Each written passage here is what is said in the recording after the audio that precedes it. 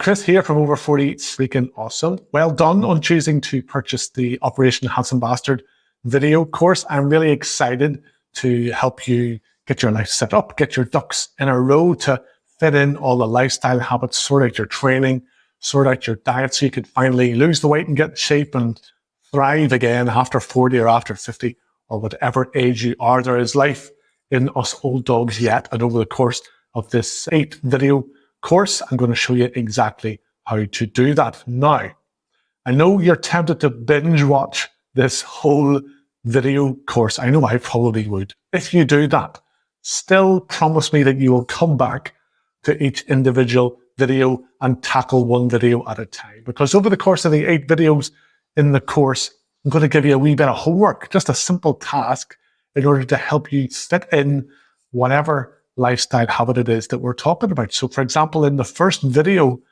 coming next, I'm going to help you get your sleep and stress levels sorted out. What I don't want you to do is to watch that and ignore the homework that you need to do and then dive straight into diet, then dive straight into training, and then you're left there with, Jesus, dozens of tasks to do and you're overwhelmed. Because let's face it, that's probably where a lot of us go wrong whenever we buy video courses and the ebooks and stuff like that. We read the whole thing in one go, and then we're overwhelmed. We can't quite remember what it was that we were supposed to do first. So by all means, binge watch this video course, but promise me that you'll come back and then tackle one video at a time in terms of the homework. And then we will incrementally add new habits to your life and sort out one thing at a time. Now that also, by tackling one video at a time, makes it easier for you and I to stay in touch via Telegram. Now, below this video, you will see the details of how to set up a Telegram account. If you don't have one yet, it's just a messaging app. And that's the way that I keep in touch with my students, I suppose you are. That's how we can stay in touch. If any questions come up over the course of any video, just send me a quick message on Telegram. I will help you through that. If you're not quite sure how to implement certain things into your life, by all means, just drop me a quick message and we can work through it together. That's a valuable extra component to this video course that I think is really useful. It's what's been lacking from video courses that I've purchased myself in the past. I would have loved to just have a quick chat with the guy that set up the video course just to clarify a few things, and that's exactly what you have. It's an online coaching component to the video course to help you implement the things that you know you need to do, but maybe you're not quite sure on how to do it in your life. Now, there's good news and there's bad news. Everything that we're going to cover in this video course is interconnected. The bad news is that means there's more than one thing that you need to fix in your life in order to thrive again, to get going in terms of losing weight, getting in shape, regaining drive and libido and energy and lightening your mood a little bit. We can't just fix one thing. You can't just fix your sleep and then your whole life is fixed. Similarly, you can't just start going to the gym and your whole life is fixed either. So the bad news is you have more than one thing. There is no one magic bullet that's going to fix your life for you. That's the bad news. The good news is, though, the fact that those things are interconnected means that one wee step that you take along one path, for example, to fix your sleep or to start training, has huge knock-on effects into other aspects of your life. What I mean by that is if you can start to sleep a little bit better, that has knock-on effects onto your metabolism and therefore your ability to lose body fat. It also helps to give you the energy you need to actually go and work out. If you start working out, that has knock-on effects again to your ability to lose fat, but it also, the endorphin release will lift your mood and give you a bit more energy and motivation to keep on going and to keep on looking after yourself. So there's good news and bad news. Everything is interconnected, but we will be working through each lesson in turn over this 8 video course so that by the end of it, you have a rock solid plan of exactly what to do. You've been stacking wee habits as you go along, and you just have this clear roadmap. You know exactly what to do over the next weeks and months to start getting yourself in shape, but then to also sustain it so that if you talk to me this time next year, you're still nailing all of those habits that you've just started to do in the coming days and weeks as you work through this video course. So the first video, as I said, is all about sleep and stress. That may seem like a weird place to start because maybe you're thinking, why won't this guy just give me a solid workout program and a diet and let me go off? You've probably done that before. You've probably bought ebooks or video courses or watched YouTube videos in the past about specific workout programs, diet programs, and yet here you are, you haven't quite made the progress you probably wanted to make. By sorting out your sleep and stress levels, that will immediately lift your testosterone levels. That boosts your energy and your drive and your motivation to want to keep on turning up, to get in shape, to keep on preparing the right meals, to start losing body fat. So sleep and stress may feel like a weird place to start, but it's actually the vital place to start. It gives us the most bang for our buck if we can just lower our cortisol levels, our stress hormones, and improve our quality of sleep. Then a weight is lifted off your shoulders within days and weeks, and you will start being able to stick to training programs, diet programs where you've maybe failed to do so in the past. So I'm going to shut up. The next video coming is how to fix your sleep and lower your stress levels. But by all means, check out the Telegram contact details below to start that conversation going between you and me so we can work through this course together. Hey fella, so in this video, we're going to talk about how to fix your sleep, how to lower your stress, and basically how to reset your dad bod. And by reset, what I mean is by being sleep deprived, that messes up your metabolism, therefore your ability to actually burn body fat, because you're not burning as many calories as you could be on a daily basis, and therefore you're more likely to gain weight. Also, if your stress levels are too high, that means your cortisol levels, your stress hormones are too high, and that pushes your testosterone levels lower than they really need to be. We need high testosterone levels, even at our age, in order for our bodies just to work properly. It's like the life force of men our age. So we need to get testosterone back to where it should be. And we do that by lowering your stress levels and improving your sleep. Now, both of these things are things you probably know that you really should have been looking after a wee bit better all along. The problem is we can't just click our fingers and be less stressed and sleep more. It's not an easy kind of overnight thing, no pun intended. But if we can just work out how over the next few days and weeks you can improve the quality and quantity of your sleep, and by that I mean getting at least 7.5 to 8 hours per night, and also making sure you get enough deep sleep being what we need for mental and physical recovery each night, then life just gets a whole lot easier, and that will immediately lower your stress levels anyway because you've had that mental recovery time. But then later in this video, I'm going to give you a couple of tactics you could also use to give yourself time to work through your general stresses, the things that are weighing on your shoulders, and we can further lower stress levels in that way. So like I said, if cortisol is too high from lack of sleep and high stress levels, that pushes our testosterone levels too low. Then we suffer from low testosterone symptoms. And I'm going to talk in a later video specifically about the increased testosterone, but sleeping more and lowering stress is one of the major things that we can do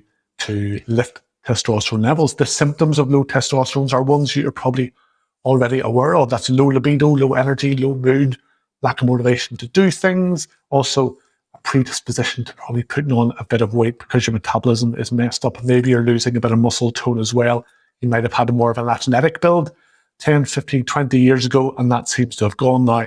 That could well be due to low testosterone symptoms exacerbated by your lack of sleep. First things first, we need to look at your sleep schedule and your sleep environment. So sleep schedule, it is very difficult for you to get 7.5 to 8 hours sleep every night if you're not physically in bed for 7.5 to 8 hours per night. That means if you need to get up at 7 a.m. in the morning, you really need to be in bed by 10:30 or 11 o'clock the previous night. But then we talk about sleep environment. When people say sleep environment, what they mean is your bedroom and is the run up to bedtime set up for you to actually fall asleep? Is your bedroom, for a start, too noisy or too bright? Are there streetlights coming through your blinds? Is it noisy from traffic outside? You can look at things like earplugs and eye masks for that to shut that out so that you're able to actually feel sleepier. Is your room too hot or too cold? Again, that's another part of sleep environment. But also, the half hour before you go to bed is vital as well to make sure your body gets the idea that it's time for bed. Now, that means getting away from your phone. Phone screens have been shown to stop melatonin production, melatonin being what your body needs to produce to actually feel sleepy. Also, having a wee think about maybe dimming the lights in your living room in the run up to bedtime too. Again, just to give your body the idea it's almost time for bed and to encourage it to start feeling sleepy. So that's how to set up your sleep schedule and your sleep environment.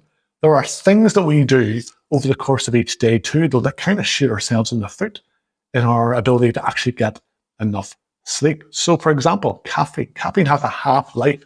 That means the length of time that it is in your system. And that half-life is about 8 to 10 hours. So working backwards, If you're having your final coffee of the day at like 4 or 5 p.m., that is still in your system when you're going to bed at 10:30 or 11 o'clock at night, and that will affect your ability to feel sleepy. So certainly thinking about things like caffeine, cut that off by lunchtime. Also, in the couple of hours running up to going to bed, if you can make sure you're not shooting yourself in the foot with what you're eating and drinking. Drinking alcohol can give you this impression that it makes you feel sleepy, because it does. It takes the edge off things, but the problem is it stops you falling into that deep sleep. You stay in a kind of light sleep the whole time, which means the next morning you wake up and you think, I slept for 89 hours, but I don't feel that well rested. That's because the alcohol in your system stopped you getting into a deep sleep. So certainly Monday to Friday anyway, try not to drink any alcohol in the evenings is the way forward. Similar with spicy food and snacks. What you don't want to do is be sitting there at 9, 10 o'clock at night watching TV and chugging down fizzy drinks and booze, but also spicy snacks, things that might give you a bit of indigestion, so that when you go to bed, you're lying there and you've got a rumbly stomach and your body's thinking more about digestion than actually falling asleep. So those are things, caffeine, booze, and spicy foods, those are things that can easily cause you to shoot yourself in the foot so that you can't actually fall asleep when you want to. Those kind of actions will give you the most bang for your buck in terms of making sure you get enough sleep and enough deep sleep every night to start to lower your cortisol levels, to allow the testosterone levels to come up, but also to give you that energy boost, that libido boost, and that kind of mood boost and motivation that you need to then tackle a diet and the workout program. Now, like I said, sleeping more helps with stress levels by giving your body just that mental recovery time every night, 7.5, 8 hours every night. That will lower your stress levels because you've got time mentally just to work through things. But what can happen, sometimes it happens to me in the past too, is I go to bed, I'm thinking, right, time to go to sleep. But then I just start to try and solve the world's problems, staring at the ceiling, thinking through what happened earlier that day. Why did he say that? Why did they do that? Oh God, I have to worry about that thing the kids are doing tomorrow, blah, blah, blah. Just that kind of internal chatter. Because sometimes lying in bed is the first chance we've actually had of peace and quiet to think about these things. That's why the things pop into our heads. So one step you can take to allow yourself to work through those things before you even get to bed is after dinner, if you have the time, just get out for a half-hour walk. Ideally by yourself, rather than having someone chatting away in your ear. You want to give yourself just a half hour of letting the thoughts fly through your head, working through that day's stresses and occurrences and worries. And that gives you the chance to then solve a few things, work through a few things. And then when you get to bed, you've had that opportunity already and you're less likely to lie there trying to solve the world's problems. So that's how to improve your sleep and to start lowering your stress levels a wee bit so that we can get the energy and the mood lift that we want, but also to prime us to start making progress with our workouts and our diet programs that we're going to talk about in the coming videos. Your homework tonight is just to go to bed 8.5 hours before you need to get up tomorrow morning. Even if you're not feeling tired, even if that feels stupidly early, even if your missus is telling you, no, let's stay up and watch this episode of Bridgerton or some random Netflix show that you hate, but you stay up watching it anyway. Get the TV off, get your ass to bed, 8.5 hours, and just start to train your body to get to bed at that time, to start getting it to recognize that that is the new bedtime. That's your homework tonight. Get your ass to bed 8.5 hours before you have to wake up tomorrow morning, and just be conscious of making sure that your bedroom is set up to actually allow you to sleep. So have a wee look around. Are there distractions? Is there too much light? Is it too hot? Is it too cold? Is your pillow crap? Have a wee think about your sleep environment too. But the number one important thing is to start getting on a sleep schedule to get your body trained to want to fall asleep and to continue to get the sleep and get enough sleep on a weekly basis. And then the next video, we're going to talk about diet, how to set your diet up so you can eat like a normal fella meals, no weird and wonderful superfoods or weird hacks for diet, how to eat as normally as humanly possible, but yet still get to lose body fat from across your chest, your belly, and your face, or wherever you're carrying it. And also allowing yourself a wee bit of wiggle room for junk and booze on a weekly basis so you don't have to live like a monk or hate your life. We're going to talk about that in the next video, so I'll chat to you then. We tend to be a wee bit gung-ho as fellas whenever we want to lose some body fat. We think, right, hardcore diet coming up. I'm going to cut out all bread or all carbohydrates, no booze, no takeaway. I'll stick to this plan for 6 weeks. I'm going to be ripped. look at that guy on the website, he got ripped in 6 weeks. I'm going to get ripped in 6 weeks too. Lo and behold, you manage to keep up with this hardcore diet, whatever the rules are, for maybe about a week, 10 days. Then you have a bit of a wobble. You think, I don't think this is working. It's not really for me. I'm dying for a bit of toast. I want a pint of beer. I've got a family party coming up. And then the wheels fall off and you just go back to your normal way of eating, the way of eating that has caused you to gain the weight that you're trying to lose. And this kind of stop-start hardcore to just eating like you normally do that causes you to put on weight is the way we go. This kind of constant cycle of a big bit of effort, falling off the wagon, stop, lick your wounds for a wee while, and then maybe in a couple of months you come back for another hardcore gung-ho go at it. So that gets quite tiring after a while, and you start to think, well, maybe it's my metabolism, maybe it's my genetics, maybe I just can't lose weight. And so what we need to think about instead is, it is better for you to find a way of losing a pound a week every week for 3 months than it is for you to go on a diet that promises to help you lose 3 or 4 pounds every week, but you can only stick with that diet for 3 or 4 weeks and then you fall off the wagon and then you put the weight back on. Again, it's having this kind of less hardcore gung-ho macho man attitude to things and more of a, I've done that, I'm a bit wiser now. It's a slow and steady wins the race approach that we need. And that's what I'm going to introduce you to. A way that you cannot really change very much about how you eat, but still knock off a pound or 2 every single week. And that might not seem like very much. If you're sitting there 20, 30, 40 pounds overweight, and I'm telling you, you can lose a pound a week, you're thinking, that's 30 or 40 weeks. I want to lose it by tomorrow. That's all very well, but you're trying to lose it by tomorrow multiple times probably and not really got anywhere.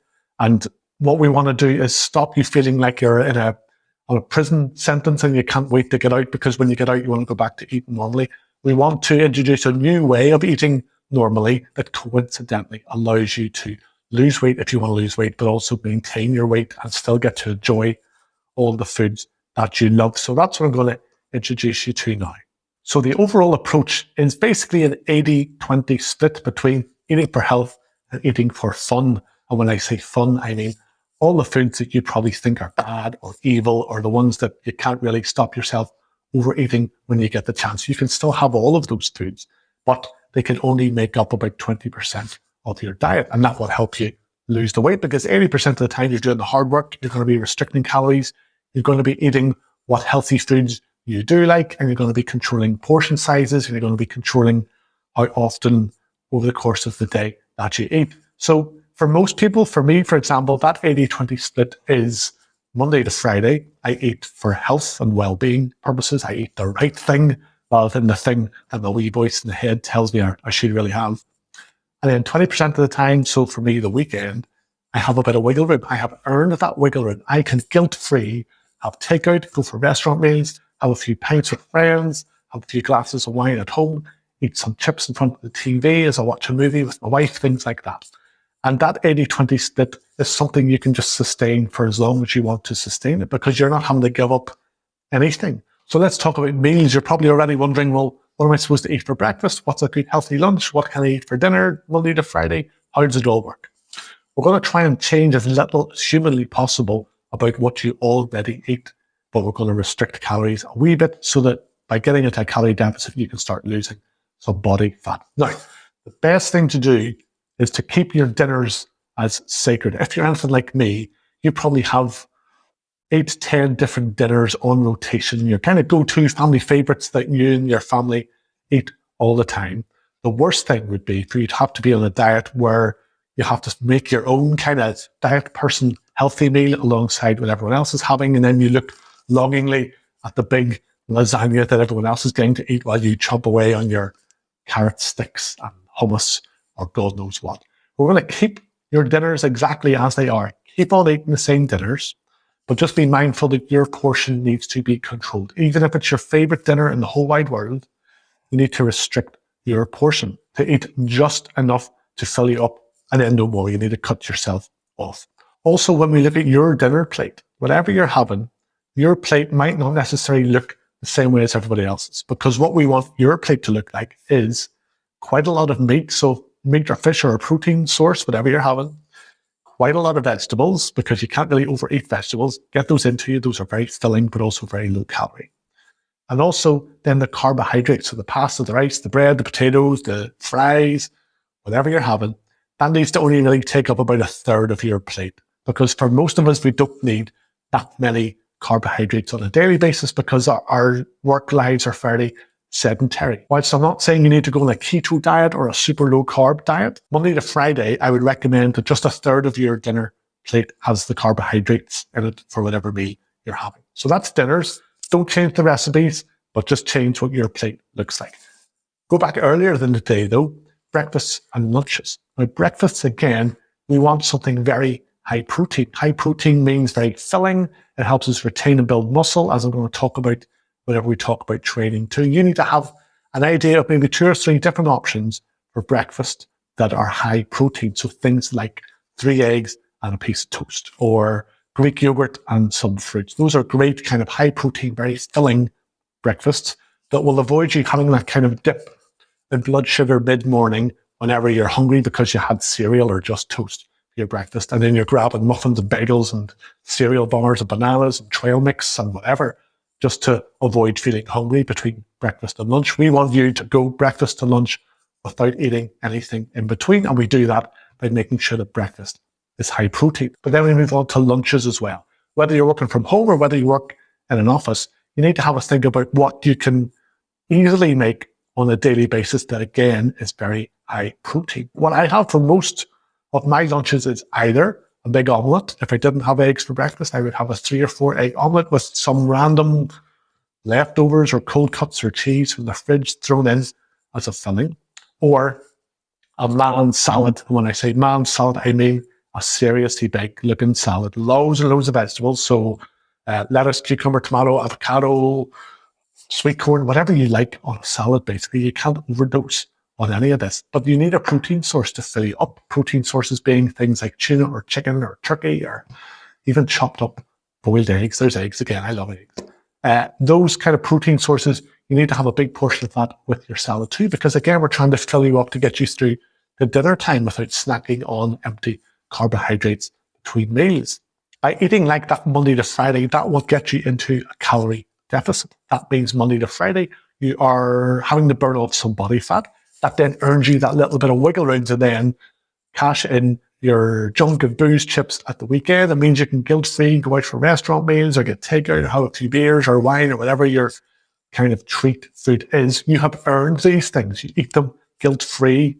Give yourself a pat on the back while you're drinking your beer because you've earned it. And that 80-20 health fun split is what is going to get us losing weight on a weekly basis without feeling like we're living our lives like a monk and having no fun foods at all. So your homework is do a bit of research so you can find a couple of options you can have Monday to Friday that are high protein breakfasts and lunches. So now we've covered sleep, we've covered stress, we've covered diet. You're probably desperate to actually find out how to work out because you probably want to improve your body shape, add a bit of muscle to your limbs, feel a bit stronger.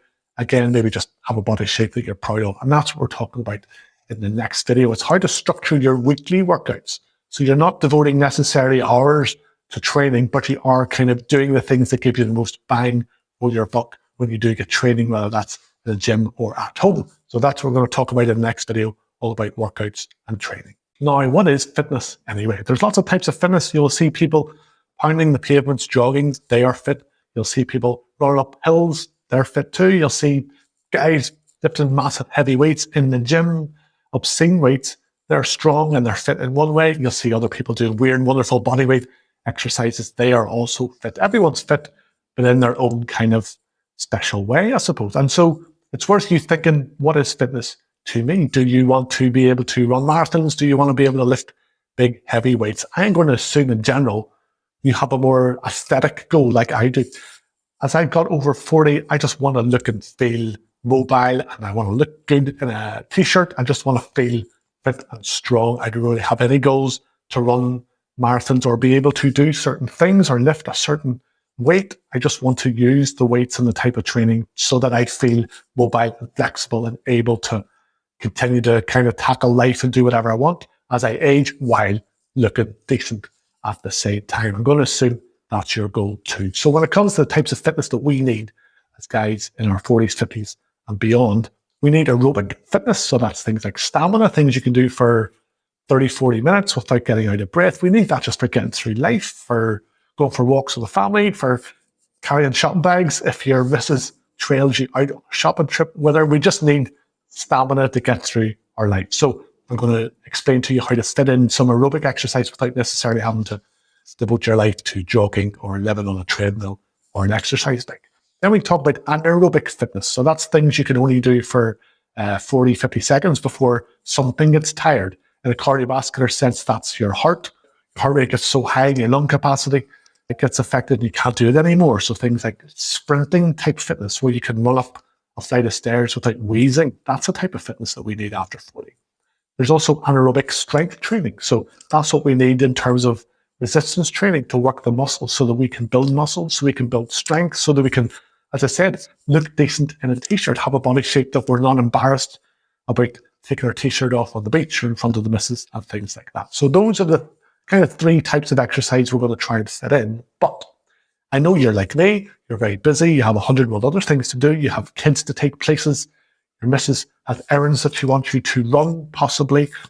It's no good me saying, okay, 5 or 6 hours every week from now on, you're going to be exercising, because again, similar with diets, you maybe tried that before and ran out of steam fairly quickly because it's not realistic and sustainable for your life. So what I'm going to do is tell you how to fit in your anaerobic work, that running for a bus fitness and all of your strength work.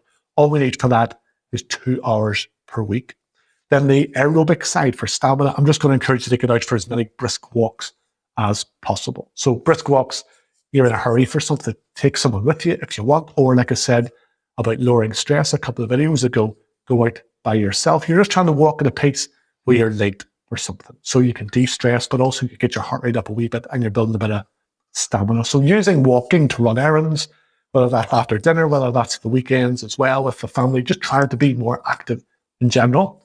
That will build up some aerobic fitness. But now I'm going to dive in a bit more detail to explain how we can use 2 hours per week to build that kind of running for a bus fitness, but also start building some strength and muscle. So I'm going to assume you have access to some weights, whether that's a member of a gym or maybe you have some weight training equipment at home, even some dumbbells or kettlebells is enough. If you don't, if you are more about using body weight training, I'm going to link below this video to a really cheap ebook that I recommend to help you. It'll give you a clear program for the next 3 months about how to use bodyweight training from practically zero all the way up to, I don't know, doing a handstand on 2 fingers or something.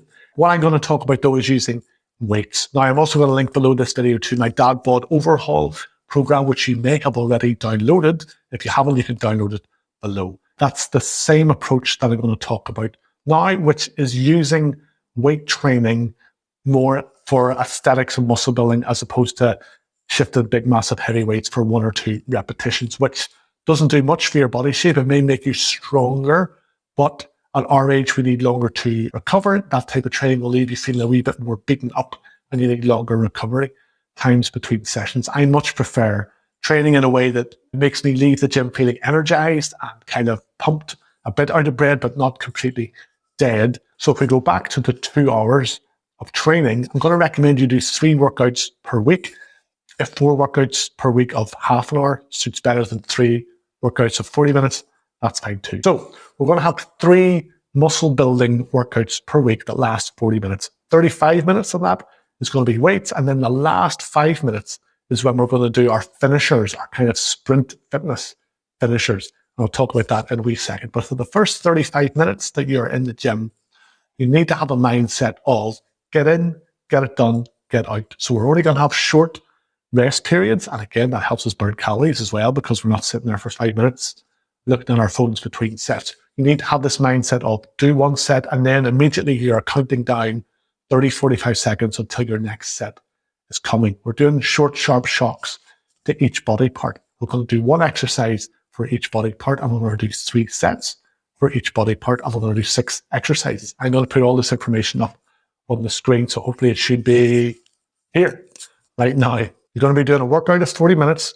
35 minutes of that is 6 exercises, 3 sets each with only 30 to 45 seconds of rest in between. So the first set of each exercise is going to be for strength. So 6 to 8 repetitions, that's the rep range that tends to build strength, so you can actually feel like a strong fella.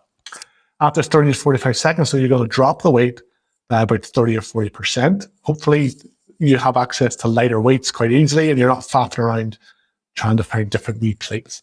But in the next 2 sets, you're going to do those more for hypertrophy, for muscle building. And that's when time under tension becomes important. And that's where we're going to be doing 12 to 15 reps, because we need that time under tension, the length of time you're actually doing the set, to be at least 40 to 45 seconds. So if you think about it, if you do a rep of an exercise of 1-2 seconds up, 1-2 seconds down, that's 4 seconds. You need to be doing at least 10 reps to get that 40 seconds. So we're going to aim for 12 to 15 just to kind of make sure we're doing enough. So that's your 3 sets of that one exercise per body part. For example, if you're doing legs, you would do 1 set of squats, 6 to 8 reps, take the weight off, 30, 45 seconds later, that's your first muscle building set. 30, 45 seconds later, your second muscle building set. Then you're done with legs and you're done with squats. Hurrah. And we move on to something a bit more fun. But again, like I said, it needs to be a get in, get it done, and get out. You do not have time for chatting to all your friends at the gym. You do not have time for looking at your phone for a long time between sets either. We have a lot to do at our age. We just need to get to the gym, do the minimum effective dose for what we want, which is to build some muscle and strength, and then get out. The last 5 minutes though of every workout is going to be your finisher for cardiovascular work, to get your heart rate up, but to improve your lung capacity so that when you run for a bus or you have sex or you run up a flight of stairs, you're not wheezing like an old man afterwards. So for 5 minutes, we're going to do 5 rounds of 30 seconds on, 30 seconds off. So 30 seconds on is when you're going on a speed where you're being chased by a grizzly bear or something faster than a grizzly bear, possibly. 30 seconds on kind of sprint, whether that's on a treadmill, on a rowing machine, on a cycling machine, or even just doing plyometrics, like squat jumps, burpees, mountain climbers, and things like that.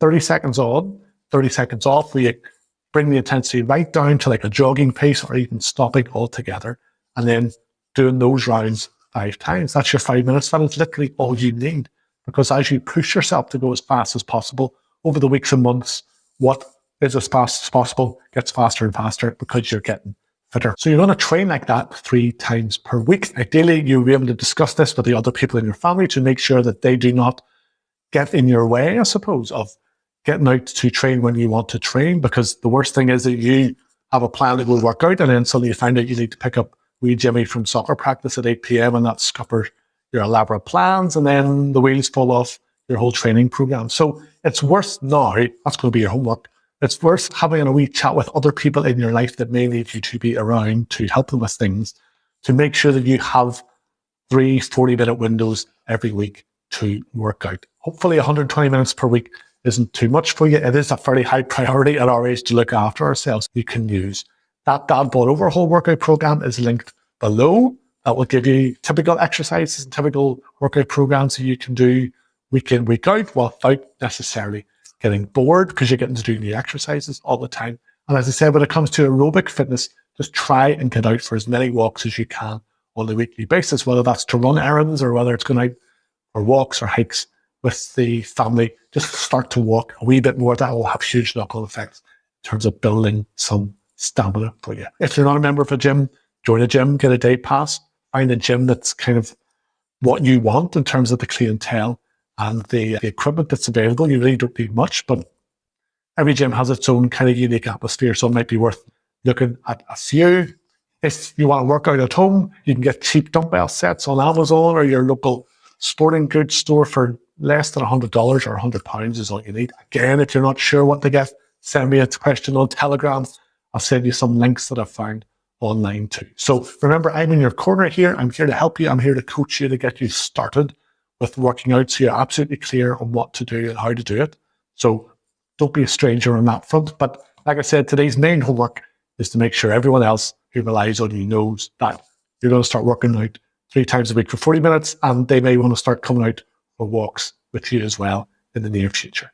In the next video, we're going to talk about testosterone. Now, testosterone, you immediately start thinking about libido and sex drive. That's just one of the knock-on effects of having enough testosterone or not enough testosterone. So we're going to talk about how to keep testosterone high naturally because probably yours is unnecessarily low from your lifestyle habits. And that is good news because it means we can fix it within a couple of weeks and you'll feel like $1,000,000 very quickly indeed. But you just need to understand what to do, how to live your life, and a few lifestyle tweaks to make sure that we get it up and boost it as quickly and as naturally as possible. So I'll talk to you all about that in the next video. So hormones and testosterone. Now, testosterone isn't just related to libido. It's essentially just our life force as men, especially after 40. If you have low testosterone, then as well as a lack of libido and energy, you also have a low mood, you're losing muscle, you're gaining weight. And therefore, as you can imagine, unless we do something about that, all three of those areas are going to get worse and worse as we get older. And in this video, we're going to talk about how we can do that naturally, how we can keep our testosterone levels naturally as high as possible. So there's a certain level of decrease in testosterone that we can't avoid as we age. Basically, as we get older from about our mid-30s onward, our testosterone levels are supposed to dip like this. Let's say this is your kind of line on a graph. It's supposed to gradually dip like that. However, due to our slightly crappy lifestyle habits that we fall into as we get older, things like not doing challenging exercises, carrying a bit too much extra weight, drinking too much, not sleeping properly, stressing too much, then instead of this type of decrease, it ends up being this type of decrease. It starts to dip even faster than it should. And that's how we start suffering from these low testosterone symptoms. Most of it, I'm afraid to say, is our own fault. However, the good news is we can go from here to here just by correcting those crappy lifestyle habits. So quite often, if you have low testosterone symptoms, you think, oh, I better get online and find some testosterone boosting supplements. That should not be our first port of call. I am going to discuss supplementation in the next video just to clarify that area because it's quite murky.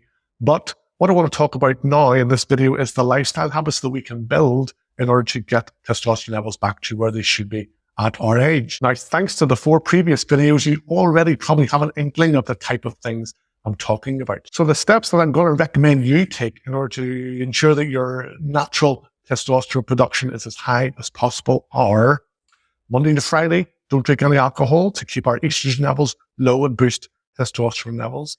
Follow that 80-20 split in terms of healthy eating, fun eating that I discussed. That will help us knock off a little bit of body fat. Again, that will boost testosterone levels. Make sure you're prioritizing your sleep in order to keep those cortisol levels low. Again, to allow testosterone levels to come back up again. And the same with stress, taking some steps to try to address the stress levels that you have with the weight of the world on your shoulders. And we discussed in a previous video how to take steps, literally getting out to walk, clearing your head, or even just talking through your problems with someone in your family or a friend. Those simple 4 steps will ensure within weeks that your testosterone levels, your natural testosterone production levels, have gone back up to where they should have been all along, were it not for these crappy lifestyle habits that we've fallen into. And so your energy will lift, your mood will lift, your libido may well lift. You may find that the weight loss that you've been trying to make happen for months suddenly starts to happen again because your body is just primed. Your testosterone levels are high enough that your metabolism is working properly. Maybe you'll start seeing more progress in the gym if you've been stagnating too. And you will have less of this kind of constant fog or lack of focus or lack of motivation that you may have been suffering from for the last few weeks, months, or even years for some of us. So far, so simple. Those 4 things are going to make sure that your testosterone production is humming like a well-oiled machine. However, it's trickier than that. So I get a male hormone panel blood test done every 6 months. Just a home blood test. They send me a kit. I prick my finger. I dip the blood into a wee kind of thing and then send it back to them and then I get the results via an app. I will link to the place that I use with a discount code below this video if that's something that interests you. Anyway, whenever I started getting these blood tests done, I suddenly found that my testosterone production, my total testosterone production was fine for my age, slightly above average. However, my free testosterone levels were too low. Quick biology lesson. So 98% of the total testosterone that your body produces gets bound up into 2 things called albumin and SHBG, sex hormone binding globulin. That's normal. So you have 2% of your total testosterone production is usable as free testosterone.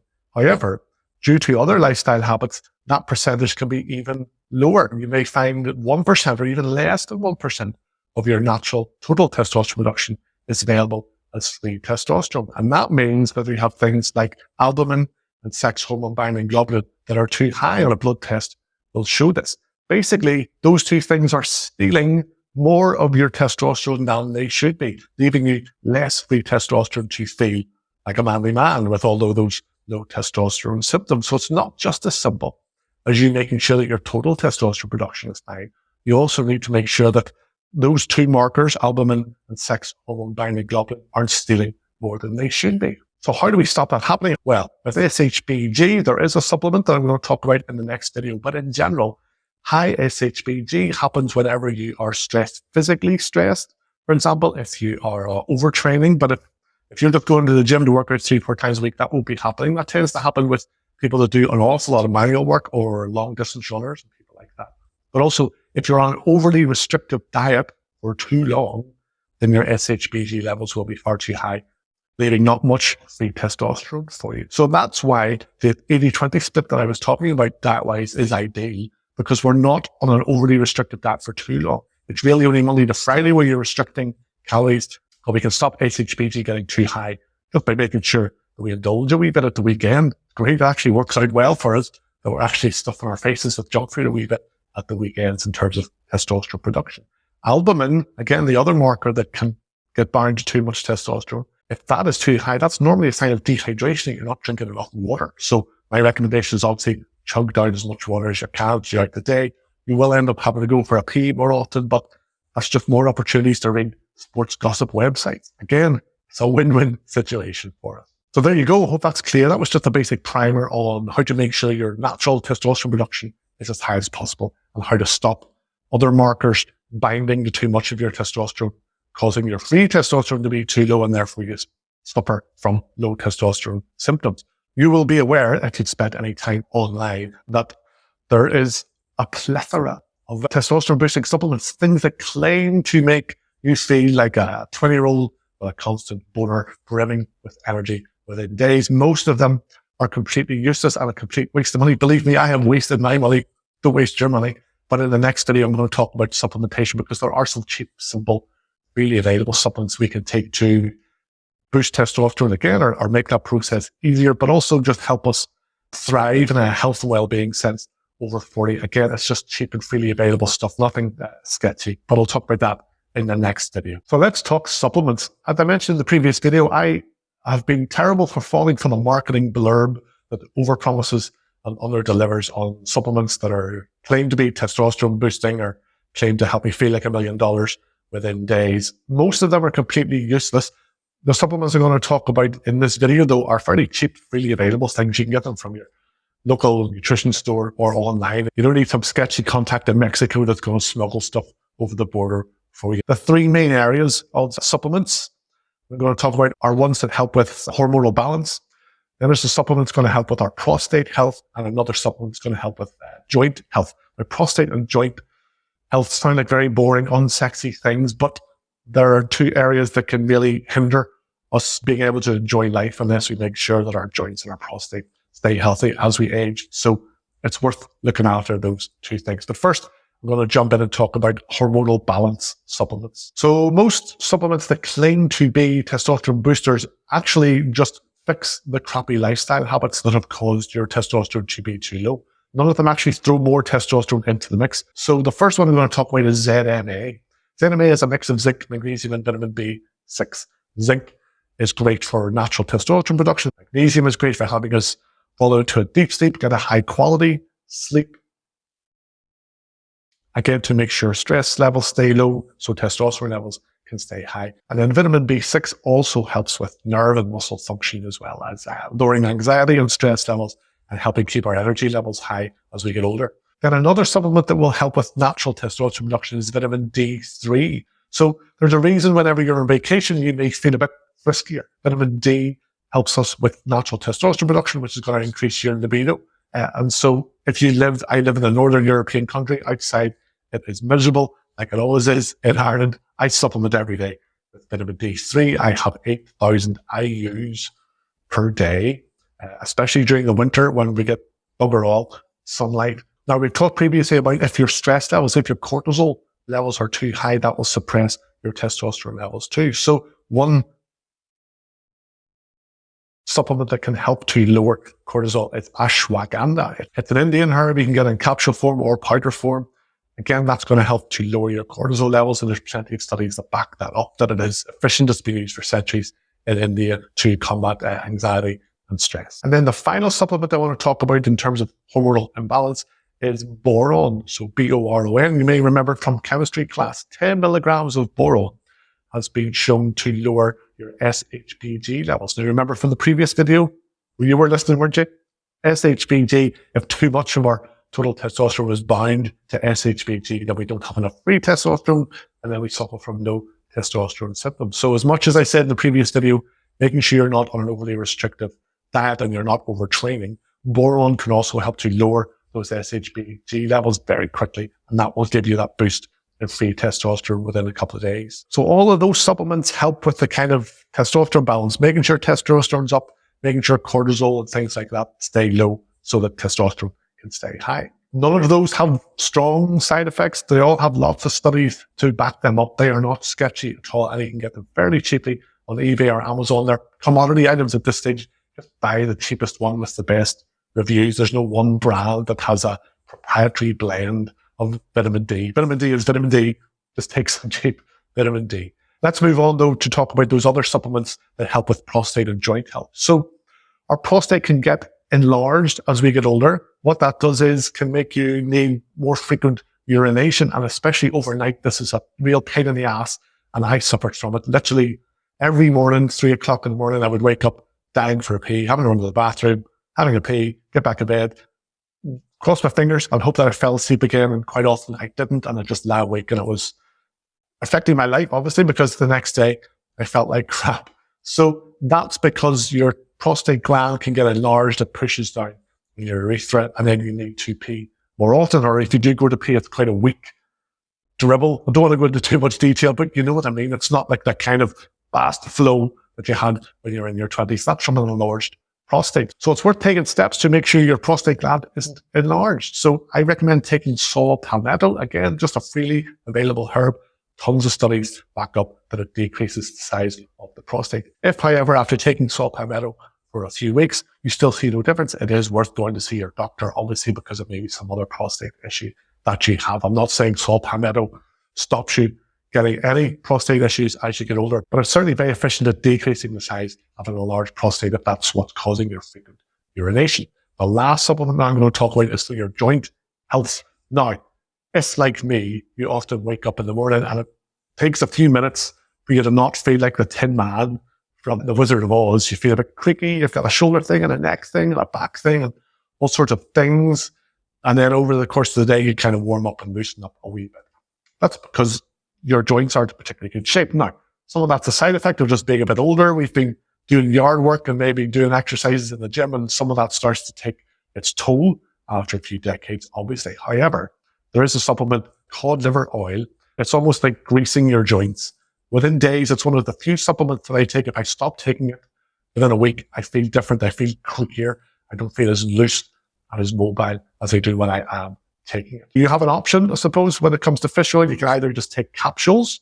The side effect of those is that you get fishy burps. So on the way down, you don't taste anything, but because of the kind of coating that they're in, it doesn't get digested as easily as just pure oil does. And therefore, if you burp over the course of the day, you may get fishy burps. If you're okay with that, take the capsules. What I prefer instead is for it to taste a little bit gross on the way down, but not suffer from fishy burps for the rest of the day. So I just take the oil itself, just 5 milliliters on a teaspoon every day. And that helps my joints feel nice and loose. So it's certainly a good idea to take cod liver oil or fish oil on a daily basis, just for all around joint health. So you can stop feeling like the Tin Man in Wizard of Oz. So those are all the supplements I really recommend. Now and again, there will be something new that comes up online that claims to be the new wonder supplement that's been around for centuries in some other far-flung country, and now it's available in pill form and it's pending FDA approval. More often than not, it never gets FDA approval because the studies that it's based on were based on one rat in Russia or something a bit sketchy. So be very careful when it comes to believing the marketing blurb in any new supplement that you come across. Reach out via Telegram or email me if you ever have any questions at all about any supplement that you're thinking of taking and you're not sure whether it actually delivers what it says it's going to. So we have covered a lot over the previous few videos. We have now sorted out your sleep and your stress levels, your diet, your training, your testosterone levels, and now we have some supplements to add to your locker to help the whole process run smoothly. The thing is, you've probably read ebooks or watched videos on YouTube or even bought video courses in the past, and you haven't been able to actually put all of the advice into action. I really recommend you don't skip the next video because it's all about how to build habits on autopilot when you're already busy and when you maybe feel all that information is really interesting, Mr. Irishman, but I don't quite know how I'm going to fit it in.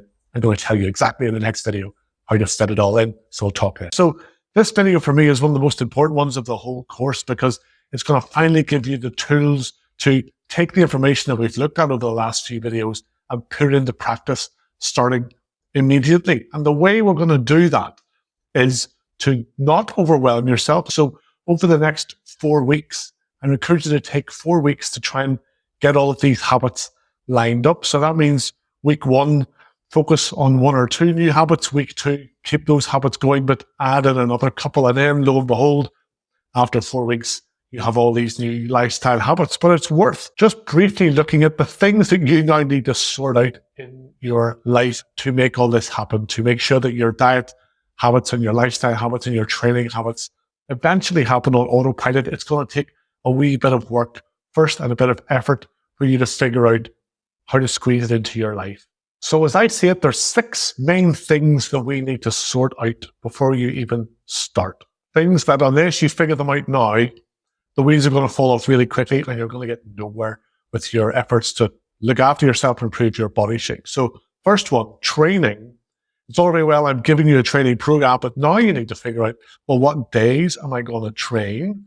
Do I have the training clothes? Am I a member of a gym? If I'm training at home, where am I going to train? Have I told other people in the house the times that I'm training, and so that that doesn't interrupt what they need me for? So even just with training, there's a few things that we need to figure out. And the same thing with diet. There's a few things we need to figure out first. So by all means, research those high protein breakfasts and lunches that I advise you to do. But then once you figure out what you're going to have, how do you make sure those foods are in the house?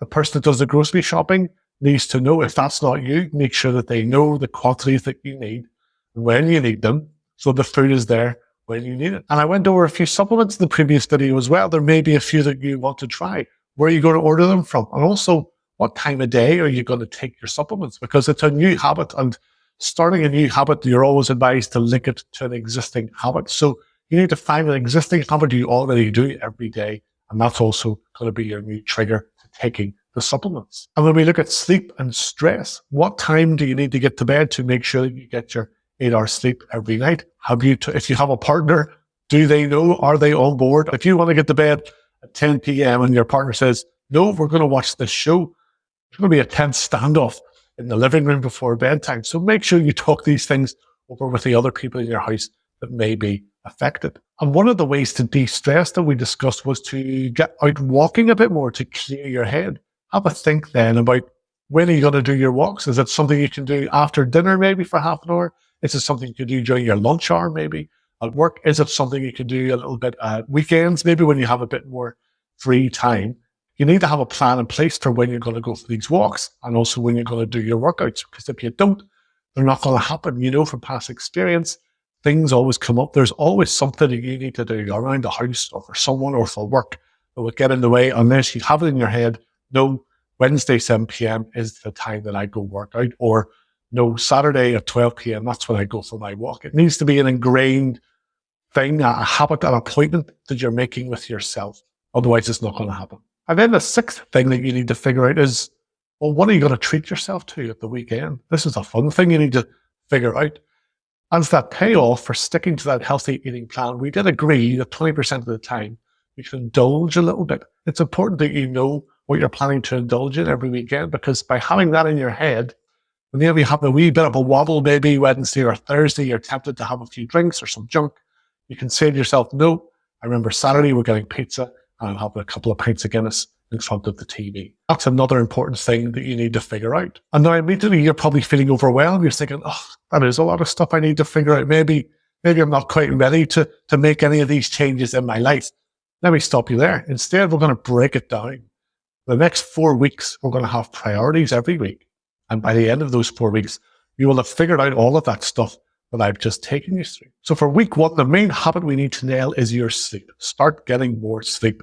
Take all those steps that I went through in the sleep and stress video. But at the same time, I want you to do a little bit of research so that you know what you're going to start to have for breakfasts and lunches in the coming weeks. And you also know where you're going to train and the days that you're going to train. Then week 2 comes along. We keep up the sleep habits that we started the previous week. And then we put into action the training and the diet side of things. So you're going to start actually working out, moving your body a bit. And you're also going to start having your high protein breakfasts.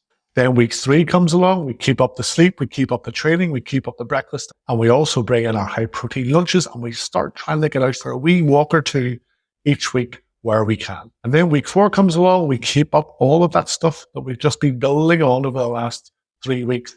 And then we introduce supplements and a little bit more walking if you can. So you see what I mean? If we break it all down into manageable chunks, you don't feel overwhelmed week by week. But how else can you keep yourself on track whenever you're starting to try to build all these new habits over the next few weeks? Well, I recommend involving your family and friends. Sometimes when we're trying to make positive lifestyle changes, we want to keep it quiet because we don't want to be embarrassed if it doesn't quite go according to plan. The fewer people that know about it, the fewer people will kind of know if you decide against continuing with it after a couple of weeks. That's the wrong way to look at it. Getting it out in the open, telling your family, here's the changes that I'm going to start making. I want to look after myself a bit better. I need your support to make sure that I'm eating the right things, I'm getting out for my workouts. Tell your friends as well, because you can get out for a walk with some of your guy friends. If you're anything like me, you never see your guy friends because you're so busy. Here's an ideal opportunity to actually meet up and get out for something that's mutually beneficial. You can get out for a walk and have a chat and clear your head and kind of unload your problems to someone who's on your side. So let's look at a typical ideal day. Once you're at the point where you have put all of these changes into action, what does your ideal kind of typical day look like? I'm going to disappear for a second because I'm going to put it up on the screen. Let's look at your ideal day. So 7 a.m., you're going to get up, you're going to have a big glass of water, have your high protein breakfast, and take your supplements. Your trigger for taking the supplements is, I am having my breakfast. Let's get these supplements down me. 12 p.m., lunchtime comes along. You have your high protein lunch. You have more water. You get out for a walk to clear your head if you can. And then you have your last coffee. If you're a coffee fiend, lunchtime, midday is the last coffee that you're having. 6 p.m., after you finish work, go to the gym after work, have your 40-minute workout, do a whole body routine as per the Dad Bod Overhaul program or another one that you've come up with yourself. After your workout, 7 p.m., have your protein shake, get yourself home. 7:30, you're going to have your dinner, another big glass of water. Remember, dinner needs to be in that thirds, where a third of your plate is carbs, a third is veggies, and a third is protein. 8 till, say, 10 o'clock at night, you're just going to relax or do other things that people around the house need you to do. 10 p.m. comes along, screens off, put your phone away, turn the TV off, just read a book, or heaven forbid, talk to somebody in your family. Then 10:30 p.m., time to go to bed. Don't take your phone in bed. Keep that away. Get to bed at 10:30. Even for the first 2 weeks that you're not yet feeling tired at 10:30, get your ass to bed at 10:30. That gives you a good kind of 30 minutes to feel sleepy. Then 11 o'clock, ideally, you'll fall asleep. You get your 8 hours and you're up tomorrow morning at 7 a.m. So that's just an example. Obviously, the more days you can nail that kind of ideal day that I've just discussed, the faster you will make progress and the better you will feel. And within a couple of months, your life, your outlook, your mood, and your body will be transformed. Now, obviously, that typical day, I'm assuming you work 9 to 5. I'm assuming you're going to go to the gym after work as well. Your day might look a bit different. By all means, if you're confused how you would build your own perfect kind of ideal day, send me a Telegram message again. We can work through your life and how you would squeeze all these things in too. I'm hoping that my approach feels more realistic and sustainable, something you can really stick with for weeks and months and even years, because it's going to be able to squeeze in and around all the other things you need to do in your life. Having said that, I am conscious that once the novelty wears off of you trying this new thing after the first few weeks, you may start getting bored. And that's why in the final video, I'm going to talk about how to approach the next 12 weeks, the next 3 months, to make them the most productive and the most rewarding in terms of health and body shape payoffs that you've ever had. And that comes down to working in phases so you don't get bored, so you always have that motivation to keep training, to keep eating the right things and to keep looking after yourself once the initial kind of novelty has worn off. So last video coming up. I'll see you in a wee second. It's our last video of the course. Don't be getting emotional. I'm already welling up a wee bit myself. I'm going to take you through how to just launch yourself for the next 12 weeks to make them, as I said, the most productive you've ever had. So we'll chat in a second. Hi mates. So last video of the whole course, I just spoke in the previous video about the importance of giving yourself the next 4 weeks to put all of these habits into place, to get your diet set up, to get into a routine with your workout program, to start sleeping a little bit better, to take steps to reduce your stress, and also to take any supplements that you feel are worthwhile taking. The issue is sometimes that we want to make progress yesterday, and therefore we don't give ourselves that 4 weeks to kind of hit a few hurdles, take 3 knockbacks, take 2 steps forward, 1 step back, and we get pissed off if after a week we're not walking around with massive biceps and have 6 packs and we think, oh, it's not worth it. And then we fall off the wagon again. So be kind to yourself, I suppose. For 4 weeks, just let yourself trip up a few times, get a little bit wrong, not get it right every day or every week, but learn as you go, learn how to squeeze all these habits into your life. That kind of 4 week time frame is a good one to keep in mind as well. I find that I start to get a little bit bored with any program after 4 weeks. Maybe I have some type of training or diet ADHD or something. I don't know, but you're possibly the same.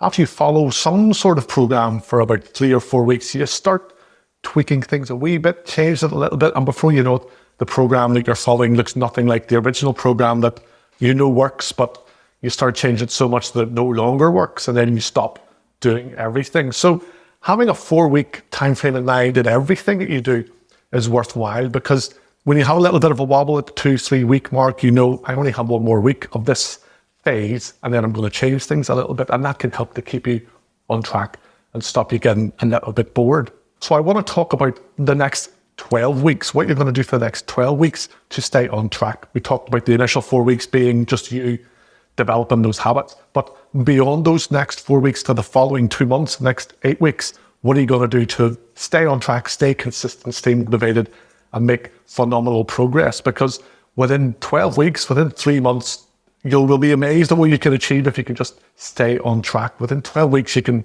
knock off 25, 30 pounds of body fat. If you look down at yourself now and you're carrying that amount or more, you can just imagine within 12 weeks that could be gone. You could have built a seriously noticeable amount of muscle within 12 weeks. Your life will be transformed if you've managed to fix your sleep and your stress levels and your hormones too, because you just want to keep going and grab life by the balls. You feel like a new man. And that only really happens if you can stick with everything for 12 weeks. But I want to break it down for you to make sure that you reach that 12 weeks, that you don't get bored after 4 weeks and go back to your old, bad, counterproductive habits. So let's break down the next 12 weeks into 3 4-week phases. So phase 1, obviously, is giving yourself this initial 4 weeks to get set up with the diet side of things, to get into some type of routine with working out, to start trying to fix your sleep, to get out for some walks, to de-stress a little bit, to start taking some supplements if you think those will help, and to just rebalance your hormones, to basically factory reset your body so that it's finally working properly again and you can lose the weight you want and you can change your body shape in the way that you want to. So that's phase 1. Then we come to phase 2. The next 4 weeks, we're going to tweak things slightly. Now, what that means is if you're starting to get bored with the exercises that you're doing in the gym, change the exercises, but still stick to the same structure in terms of sets and reps and rest periods and things like that. That will stop you getting bored with doing the same humdrum exercises. Again, hit me up on Telegram if you need some advice on that. On the diet front too, if you're getting bored with the breakfasts and the lunches that you're having, those high protein breakfasts, we'll tweak things a little bit. We'll introduce another couple of good recipes that still stick to the same macronutrient split, primarily high protein, a bit of carbs, but plenty of fruit and vegetables too. Again, that will stop you getting bored with sitting there eating 3 eggs and a bit of toast for your lunch every day too. So phase 2 is more about just tweaking your training and your diet a little bit to stop you getting bored and just to challenge your body in maybe a slightly different way in the gym and keep that interest up in sticking to the diet side of things. Then we come to phase 3, the last 4 weeks, and that's when we kind of have a team meeting with ourselves and we gauge progress if we're happy with how things are going, but also deciding, have my priorities changed a little bit? For example, you may decide, well, over these last 7-8 weeks, I've lost the weight that I want, or I've lost enough weight. I'm going to come off that kind of slightly restrictive diet Monday to Friday and just kind of spin my wheels for a wee while and be okay with that. So you just introduce a few more calories. You can introduce some carbohydrates at breakfast and lunch. Again, on the training side of things, if you've got 7 or 8 weeks of training under your belt, maybe your priorities have changed and you think, well, I'd like to focus for the next 4 weeks on strength training or really ramp up the muscle building side of things. Or maybe I'd like to get into bodyweight training and calisthenics and learn some kind of new skills that still challenge my muscles. So that 8-week mark, having 2 months under your belt of kind of sticking to some type of plan, it's normal for your priorities to change a little bit. And that's when you probably need a slightly new plan. So for example, as I said on the diet front, if you just want to maintain your weight after 8 weeks, just introduce some carbohydrates. However, if you want to really ramp up the fat loss side of things, don't reduce the calories even more because you'll just be miserable and hungry. Instead, you ramp up the walking, because if you can fit in 10,000 steps every day of walking, that is enough to speed up the fat loss side of things too. And on the training front in the gym, you probably need a slightly different plan.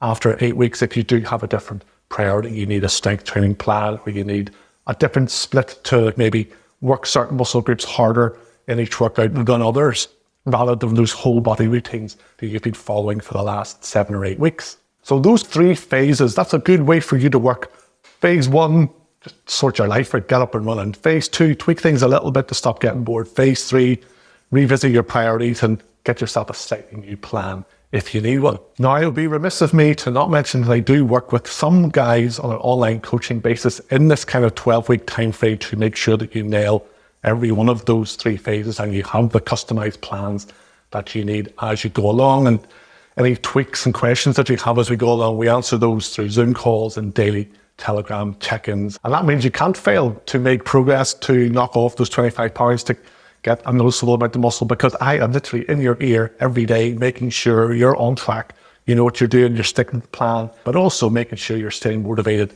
and supported to have any questions answered. And if you have a bit of a wobble, that I help you through that rather than you falling off the wagon completely. If working together in that way sounds like something you'd like to discuss further, by all means, just send me a quick message on Telegram. There's no hard sell for my coaching program. Just hit me up on Telegram and we'll discuss whether it's the right thing for you to do. So we'll sign off the video course now. I really hope that this whole course has helped you to understand how it's not that hard to get your life set up to thrive. You just need to figure out how to squeeze in all these healthy habits on multiple fronts. I really want you to get going and start thriving. And so I hope after watching all of these videos and talking to me via Telegram that you feel ready to tackle this and nail all these habits once and for all, so you can thrive in your 40s, 50s and beyond and be a handsome bastard.